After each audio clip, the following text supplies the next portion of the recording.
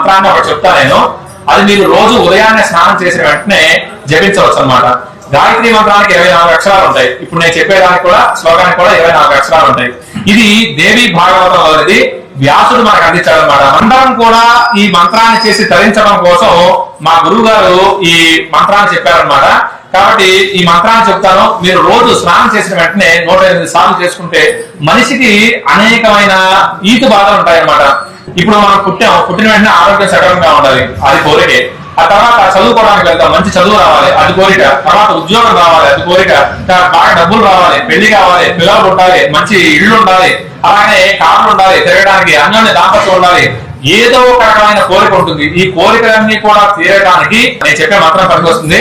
సర్వ చైతన్య రూపాంతాం ఆద్యాం విద్యాంచ ధీమహి బుద్ధిం యానః ప్రచోదయాత్.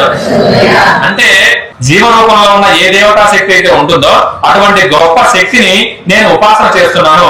ఆ పరదేవత అంటే ఆ దేవత నా బుద్ధిని ప్రేరేపించుగాక అని చెప్పి దీని అర్థం అన్నమాట. కాబట్టి దీన్ని మీ పిల్లలకు చెప్పించండి. దీంట్లో బుద్ధి గురించి ఉంది, అలాగే జ్ఞానం గురించి ఉంది, డబ్బు గురించి ఉంది.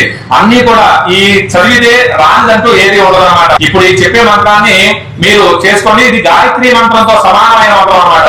మనకి ఏ సమయంలో ఏ వయస్సులో ఏది కావాలో దాన్ని చేర్చగలిగే మంత్రం ఇదన్నమాట.